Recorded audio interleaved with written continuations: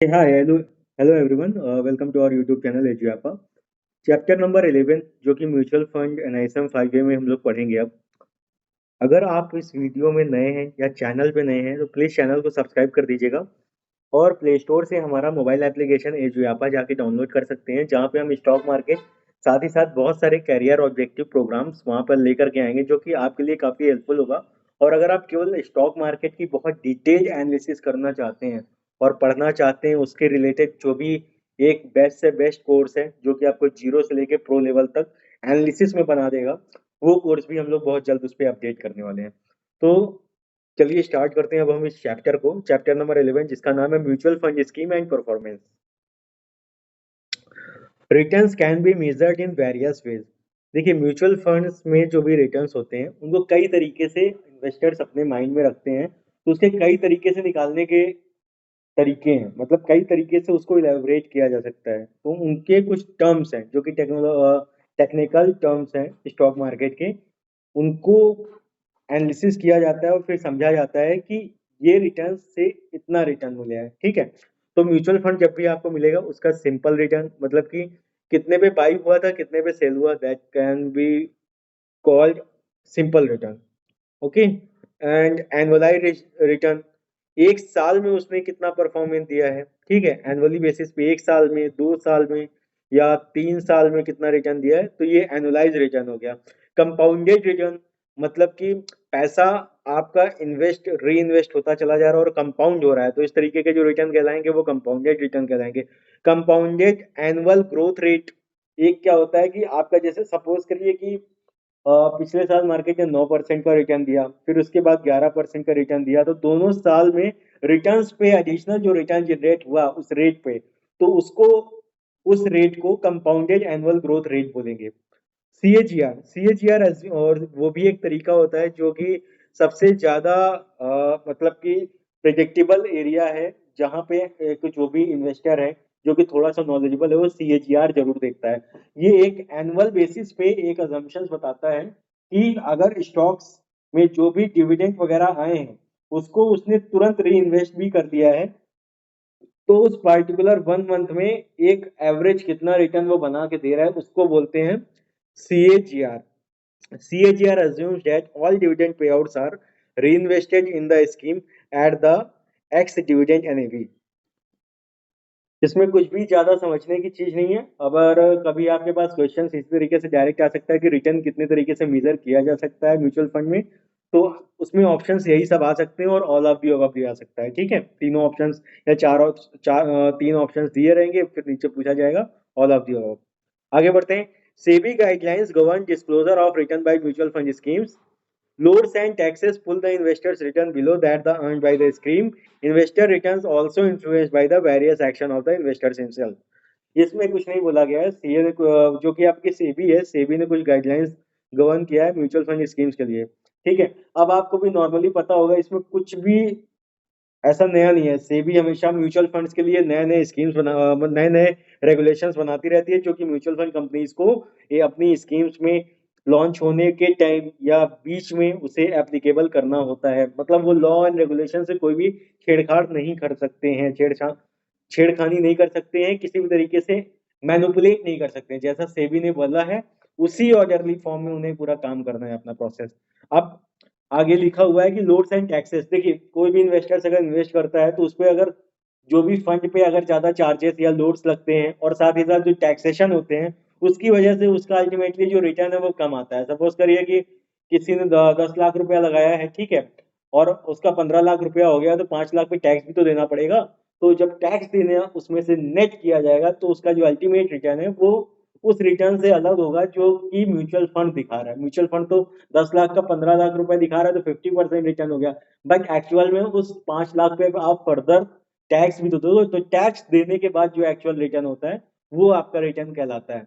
लेकिन जो mutual fund AMCs हैं, म्यूचुअल फंड स्टेटमेंट है, वो कभी टैक्स का पोर्शन नहीं बताएगा या चार्जेस का पोर्शन आपको नहीं बताएगा, वो केवल आपके रिटर्न्स का पोर्शन दिखा देता है कि आपने इतना लगाया है। आज के टाइम पे टैक्स के पहले आपका ये पैसा है, टैक्स आपको खुद कैलकुलेट करना है। ठीक है, तो एक स्मार्ट पर्सन हमेशा टैक्स को अपने माइंड में कंसीडर करता है। Investor returns also influenced by various action of the investor himself।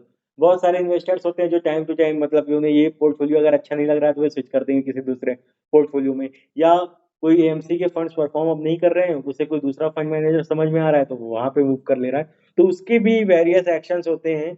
या मार्केट कभी कभी डाउन गया तो उसने सडन टॉप अप कर लिया, इस पे भी उसके रिटर्न्स वेरी करते रहते हैं, इन प्रोसेस से भी वेरी कर सकते हैं। Price return index and total return index, ये हमने शायद चैप्टर नंबर 2 या 3 में पढ़ा था कि पहले के टाइम पे क्या होता था। पहले के टाइम पे प्राइस रिटर्न इंडेक्स पे मतलब केवल प्राइस के मूवमेंट के बेसिस पे रिटर्न्स दिखाया जाता था। तो इसमें क्या होता था कि जैसे कभी कोई इंडेक्स को, अरे हर एक कंपनी एक बेंचमार्क बना के चलती है, बेंचमार्क बनाया किसी इंडेक्स को, ठीक। अब क्या है कि उस बेंचमार्क में जो उस पे जो स्टॉक्स हैं, उसने तो डिविडेंड भी दिया ना आने वाले टाइम में, लेकिन ये कंपनीज क्या करती थी, डिविडेंड देने के बाद टोटल रिटर्न बताती थी, लेकिन जो प्राइस रिटर्न इंडेक्स है वो इनके रिटर्न्स को, क्योंकि डिविडेंड देगा तो ऑब्वियस है कि उसका प्राइस उस तेजी से नहीं बढ़ेगा क्योंकि उतना पैसा उसने डिविडेंड दे दिया। लेकिन ये क्या करते थे म्यूचुअल फंड कंपनीज, प्राइस के कंपैरिजन में करते थे और बताते थे इसने इतना रिटर्न नहीं दिया है, हमने देखिए प्राइस हमारा यहाँ से यहाँ चला गया, हमने ज्यादा रिटर्न दिया है। लेकिन बेंचमार्क डाउन क्यों रहता था, डाउन होने की वजह थी क्योंकि वो डिविडेंड देते थे। तो तभी बाद में सेबी ने बोला कि नहीं, आप ये प्राइस के अकॉर्डिंग काम नहीं करेंगे, आप जब भी रिटर्न दिखाएंगे अपना तो उसमें टोटल रिटर्न, अगर कभी आपने जो प्राइस का मोमेंटम है प्राइस का मोमेंटम दिखाओगे, और जब आप बेंचमार्क से, सॉरी, और जब आप बेंचमार्क से,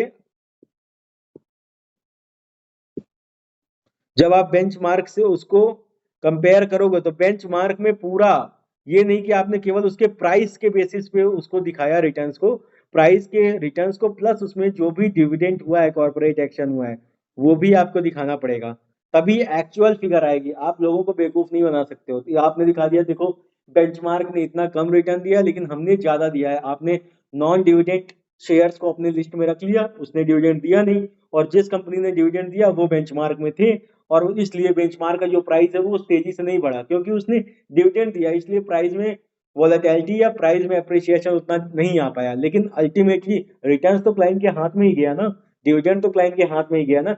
इसलिए इस डिफरेंस को दूर करने के लिए बोला गया कि आप बेंचमार्क को गलत तरीके से नहीं दिखाओगे, बेंचमार्क में जो भी प्राइस का रिटर्न है प्लस उसके डिविडेंड को भी आप इंक्लूड करोगे, तब कहा गया कि इसको टोटल रिटर्न इंडेक्स बोला गया। अब आज जो भी कैलकुलेशन होती है म्यूचुअल फंड में वो टीआरआई के बेसिस पे होती है, क्योंकि दोनों ऐड कर दिया जाता है इसीलिए उसको टोटल रिटर्न इंडेक्स कहा जाता है। तो पीआरआई और टीआरआई का डिफरेंस आपको यहाँ पे कंप्लीट हो गया होगा। पढ़ लेते हैं। Total return variant of index, variant of an index consider all dividend interest payment that are generated from the basket of constituent that make up index in addition to the capital gain। TRI का मतलब कि यहाँ पे बताया गया कि क्या क्या वेरिएंट हो सकते हैं, तो डिविडेंड हो सकता है, इंटरेस्ट पेमेंट हो सकता है, ये सारी चीजें हो सकती हैं। एनएससी माइबोर, ये इंपॉर्टेंट चीज है, इसका क्वेश्चन आपके से डायरेक्ट पूछा जा सकता है, तो मैं बता देता हूँ। जैसे सपोज करिए एक बैंक है पीएनबी, एक बैंक है आपका बीओबी, एक बैंक है कैनरा बैंक, ठीक, एक बैंक है एक्सिस। तो ये सब आपस में कभी कभी ट्रांजेक्शन करते हैं, जैसे पीएनबी के पास फंड लेना है तो उसने एक्सिस से पैसा ले लिया, ठीक है, बीओबी ने कैनरा बैंक से पैसा ले लिया, तो इंटर बैंक ट्रांजेक्शन्स करते हैं, मतलब इंटर बैंक लोन भी देते हैं ये लोग। अब इंटर बैंक लोन जब एक दूसरे को देते हैं तो इनके भी बीच में एक दूसरे से वो आपके इंटरेस्ट लेते हैं, बैंक बैंक को देता है तो बैंक से भी वो इंटरेस्ट लेता है दूसरे जिसको दिया है उधार। तो यही जितने भी बैंक्स हैं आपस में, जब ये एक दूसरे को अपना इंटर बैंक ट्रांसफर करते हैं, इंटर बैंक लोन देते हैं, तो उन लोन पे जो भी इंटरेस्ट रेट होता है सभी का, उसका एवरेज, उसका जो एवरेज निकाला जाता है उसको बोलते हैं माइबोर, ठीक, Mumbai inter bank offer rate. Clear हो गया आपको? ये चीज यहाँ पे नहीं लिखा है लेकिन मैं आपको बता देता हूँ। MIBOR is based on short term money market, ठीक है, बस नॉर्मली बोल दिया, शॉर्ट टर्म मनी मतलब कुछ समय के लिए पैसा दिया जाता है फिर वापस ले लिया जाता है। NSC similarly has indices for the government securities market. NSC MIBOR क्या है कि लिक्विड फंड्स वगैरह का एक बेंचमार्क है, जब लिक्विड फंड में आप पैसा डालते हो तो उन्होंने एक इंडेक्स बनाया हुआ है, वो आपका एनएससी माइबोर कहलाता है। गवर्नमेंट सिक्योरिटीज मार्केट में ही इन्वेस्टेड होता है पूरा। अब आते हैं आगे ICICI securities. ICICI securities sovereign bond index is based on government securities. Sovereign का मतलब होता है कि सबसे प्रमुख, सबसे प्रधान, किसी भी देश का सबसे उत्तम अगर कोई चीज है वो है सोवरेन। ठीक, इसीलिए देखिए एक गोल्ड बॉन्ड आता है हमारे पास जिसको बोलते हैं सोवरेन गोल्ड बॉन्ड, मतलब ये कभी डिफॉल्ट कर ही नहीं सकता है। अगर वो डिफॉल्ट हो गया मतलब पूरा इकोनॉमी कोलैप्स कर गया, इसलिए सोवरेन बोला जाता है, मतलब कि सबसे सुरक्षित, मतलब प्रधान एकदम। तो sovereign bond index is based on government securities, पूरा गवर्नमेंट सिक्योरिटीज पे बेस्ड होता है।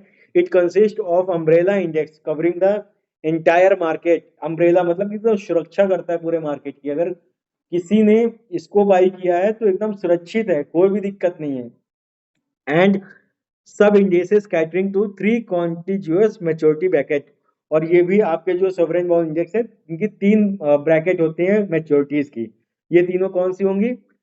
एसआई बेक्स, ये आपका हुआ 1 से 3 साल का। एमआई बेक्स मतलब इसका क्या हो गया 3 से 7 साल का। एंड एलआई बेक्स मतलब मोर देन 7 ईयर्स। बस इसके टर्म्स याद रखिएगा कितने साल के हैं।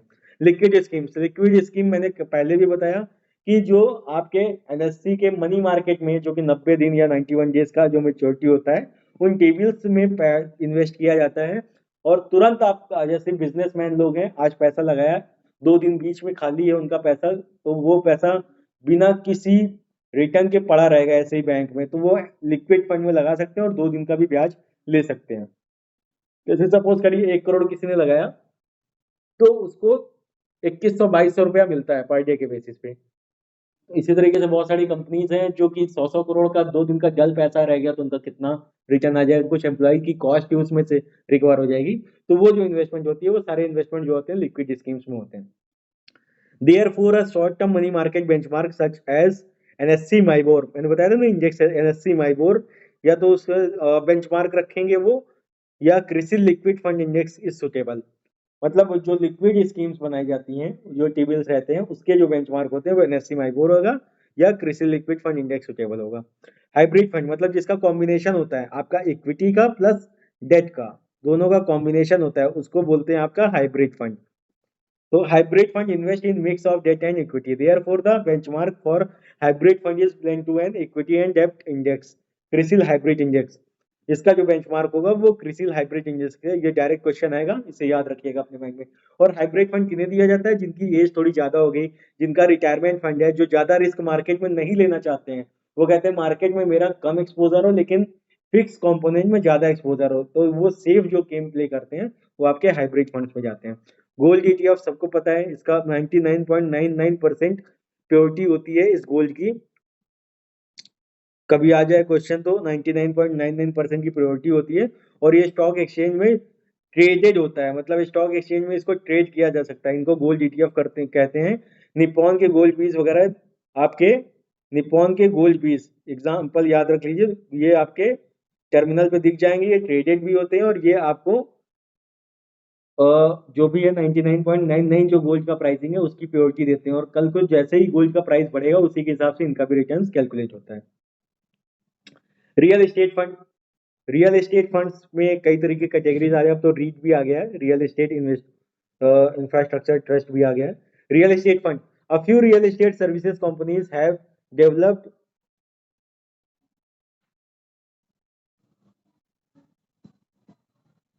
वेट करिएगा, a few real estate companies have developed real,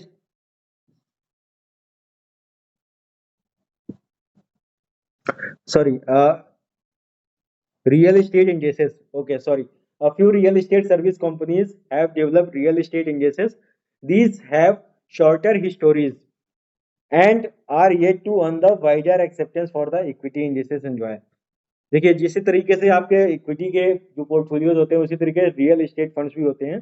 इनके भी एक सर्टेन बेंचमार्क होते हैं और ये काफी वाइडर एक्सेप्टेंस होता है। मतलब कि इक्विटी के अलावा बहुत से ऐसे लोग हैं जो इन्वेस्टर्स हैं जो कि रियल एस्टेट में इन्वेस्ट करना चाहते हैं, तो वो रियल एस्टेट फंड्स को चूज करते हैं। हालांकि AIF भी एक कैटेगरी होती है, उसमें भी रियल एस्टेट में इन्वेस्ट किया जाता है कि जब बहुत सारी कमर्शियल प्रॉपर्टीज 90% बन चुकी होती हैं तो उनको एज अ लीज दिया जाता है और उसका जो रेंटल यील्ड है जो इन्वेस्टर्स हैं उनको मिलता है। तो इस तरीके के फंड भी कहलाते हैं, लेकिन वो AIF है, वो एकदम अलग चीज़ है। लेकिन ये रियल एस्टेट फंड, ये है आपका म्यूचुअल फंड, ये अलग चीज़ है, ठीक। और रियल एस्टेट फंड्स में क्या है कि ये बेसिकली जो वो कंपनीज हैं जो कि आपके रियल एस्टेट में काम करती हैं, जैसे DLF हो गया, ठीक है, आपका गोदरेज प्रॉपर्टीज है, इस तरीके के फंड्स में पैसा लगाते हैं, मतलब उस स्टॉक्स में पैसा लगाते हैं और अपना एक कॉम्बिनेशन बनाते हैं। तो इनका भी एक इंडेक्स है, रियल एस्टेट इंडेक्स, उसके हिसाब से इसकी कंपैरिजन किया जाता है। इंटरनेशनल फंड पहले ही हम लोग पढ़ चुके हैं। The benchmark would be depend on where the scheme पर प्रपोज टू इन्वेस्ट। सबसे पहले इसका बेंचमार्क डिसाइड करने के लिए ये डिसाइड किया जाएगा कि किसे किस कंट्री में हम लोग इन्वेस्ट कर रहे हैं, तो उसी के हिसाब से आपका उस इंडेक्स को बेंचमार्क माना जाएगा। जैसे यूएस में करना है, ठीक है, तो डॉव फ्यूचर देख लेंगे। आपका अगर चाइना में करना है तो हैंगसेंग या संघाई में से कुछ भी ले सकते हैं। तो इस तरीके से अलग अलग कंट्रीज में करने के अपने अलग अलग बेंचमार्क ले सकते हैं। Thus, a scheme seeking to invest in China might have Hang Seng Index as a benchmark. S&P 500 may be appropriate for the scheme would invest in largely US market। ठीक है, अलग अलग जगह के अलग अलग अपने स्टैंडर्ड बेंचमार्क ले सकते हैं। Standard benchmark equity scheme Sensex और Nifty, long term debt scheme 10 year dated government of India security, short term debt fund 1 year T bill, ये आपके स्टैंडर्ड बेंचमार्क है इंडिया के लिए। Gold is a truly international asset whose quality can be objectively measured. The value of gold in India depends on the international price of gold which quoted in foreign currency। ठीक है, the exchange rate for converting the currency into Indian rupees and any duties on import of the gold। देखिए gold का जो price है वो कि foreign currencies में होता है, और जैसे इंडिया में पर ग्राम से आपका मतलब उसे मेजरमेंट किया जाता है, वैसे कंट्री में इसे ऑन्स के रूप में भी, ऑन्स एक मेजरमेंट है, उस पे इसे मेजर किया जाता है। और गोल्ड इंडेक्स भी होता है जो कि वर्ल्ड वाइड बताता है, जिसकी वजह से डॉलर पेस्ट होता है गोल्ड के अगेंस्ट में, और डॉलर की फ्लक्चुएशन गोल्ड के प्राइस पे बहुत ज्यादा डिपेंड करती है। इसीलिए गोल्ड का प्राइस कम रहना ज्यादा इंपॉर्टेंट है। अगर हाई हो गया तो डॉलर काफी ज्यादा मजबूत हो जाता है सभी कंट्रीज के फॉरेन करेंसीज में, क्योंकि उसके पास गोल्ड का स्टोरेज बहुत ज्यादा है। Unlike gold which is a global asset, real estate is a local asset. जो कि गोल्ड है वो ग्लोबल एसेट है, हर जगह एक्सेप्टेबल है गोल्ड, मतलब gold. Real estate local asset है, अगर वो इंडिया में, वो चल के यूएस में नहीं जा सकता है, ठीक है, तो इंडिया का ही एसेट है। It can not be transported, and वही जो मैंने अभी बोला, and it's value is driven by the local factors, कि बगल में हाईवे निकल गया, या हो गया कि अदानी का कोई प्लांट आने वाला है, इन सब चीजों पे बहुत सारे फैक्टर्स डिपेंड करते हैं रियल एस्टेट में। शार्पे रेशियो आपका RS-RF, मतलब कि रिस्क फ्री रिटर्न, मतलब कि रिस्क जो भी आपका एडिशनल आ रहा है उसमें आपको रिटर्न जो फ्री है रिटर्न है उसको माइनस करना है, डिवाइड बाय स्टैंडर्ड डिविएशन। और ट्रेनियर रेशियो क्या होता है, RS-RF, मतलब कि रिस्क फ्री रिटर्न, RF मतलब डिवाइडेड बाय बीटा। बीटा आपको कैलकुलेटेड होता है जब मैंने बताया था WACM आप निकालते हो, तो बीटा जो फ्लक्चुएशन दिखाता है कि अगर स्टॉक इतना बढ़ेगा तो ये कितना बढ़ के ऊपर जाएगा, तो वही आपका बीटा होता है। तो ये आपके इन रेशियोज के निकालने में ये फॉर्मूले आते हैं। ये फॉर्मूला डायरेक्ट क्वेश्चन आ सकता है आपको, तो ये चीज आपको याद रहनी चाहिए। अल्फा, अल्फा का मतलब क्या होता है, सपोज करिए कोई बेंचमार्क आपने लिया, ठीक है, आपने कोई म्यूचुअल फंड लॉन्च किया, किसी फंड मैनेजर ने, उसने बेंचमार्क लिया निफ्टी 50, ठीक। अब निफ्टी 50 ने एक साल में जो रिटर्न दिया वो 12% का दिया, लेकिन इसी को बेंचमार्क मांगते हुए इन्होंने कोई लॉन्च किया था म्यूचुअल फंड, जैसे ICICI आपका निफ्टी 50 फंड। तो इन्होंने भी जो स्टॉक सिलेक्ट किए होंगे वो इसी बेंचमार्क से ही सिलेक्ट किए होंगे, लेकिन इन्होंने अपना रिटर्न थोड़ा सा एडिशनल जनरेट किया। इनका जो फंड म्यूचुअल फंड, क्योंकि वो सारे स्टॉक नहीं लिए होंगे, कुछ चेंज किया होगा उन 50 निफ्टी 50 को बेंचमार्क मार के, और इन्होंने रिटर्न जो जनरेट किया वो 18% का रिटर्न जनरेट किया। तो इन्होंने कितना एडिशनल जनरेट किया रिटर्न, इन्होंने 6% का एडिशनल रिटर्न जो बेंचमार्क है उसको बीट कर दिया, और इन्होंने जनरेट करके दिया, तो इसी रिटर्न को बोलेंगे अल्फा। क्लियर हो गया। अल्फा मतलब non index scheme to would have level of return which is line with its higher और lower beta as compared to the market, let us call the optimal return. The difference between a scheme actual return and optimal return is the alpha measure of fund manager performance.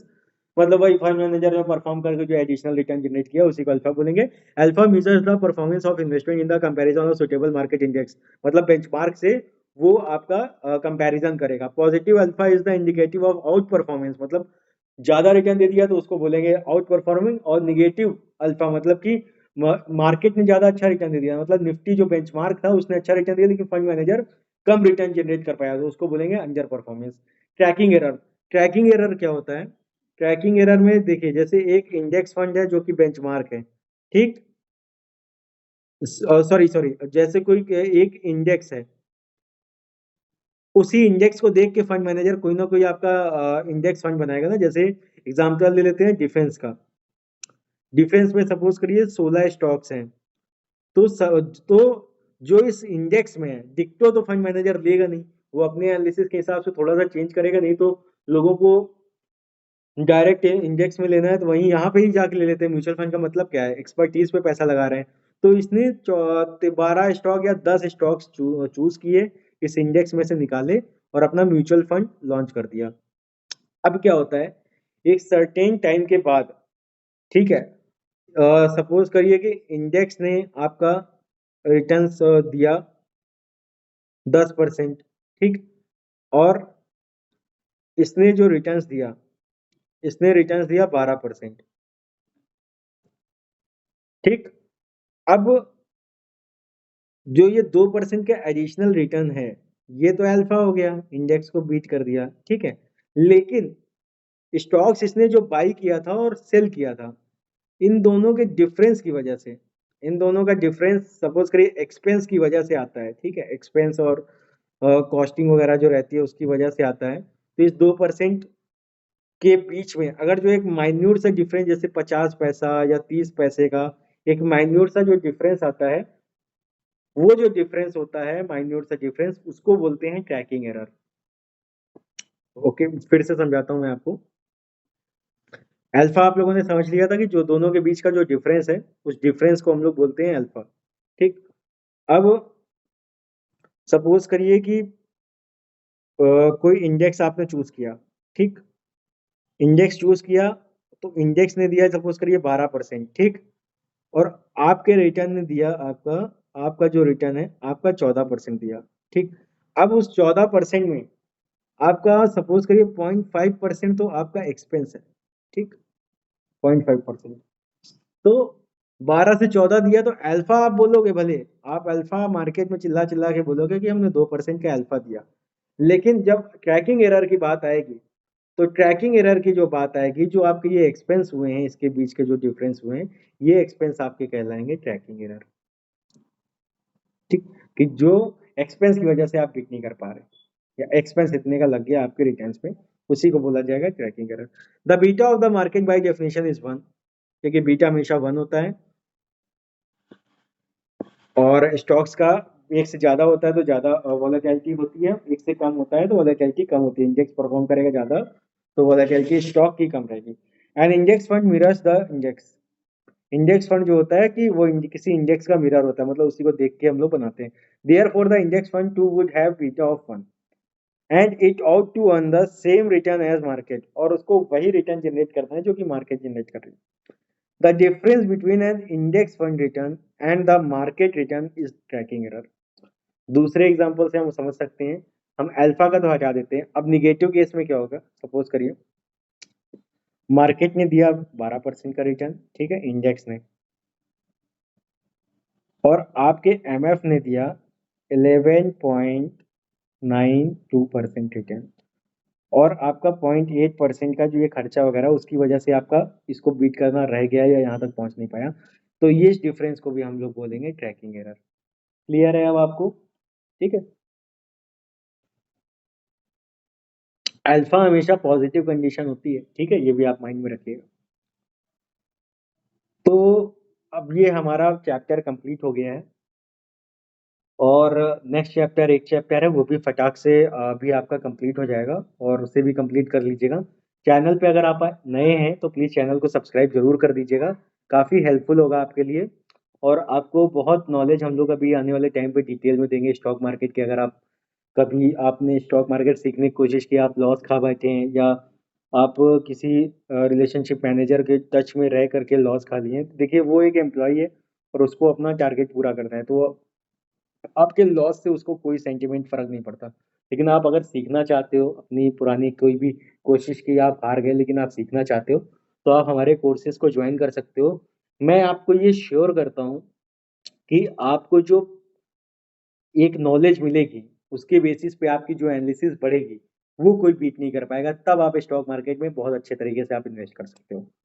अगर channel को अभी तक आपने subscribe नहीं किया तो please मेरे channel को सब्सक्राइब कर दीजिएगा, और हमारे मोबाइल एप्लीकेशन को आप ज़रूर से ज़रूर प्ले स्टोर से जाकर डाउनलोड करिए, जो कि आपके लिए काफ़ी हेल्पफुल होगा। तो थैंक यू सो मच, मैं इसी के साथ इस वीडियो को यहीं पे कंप्लीट कर देता हूँ।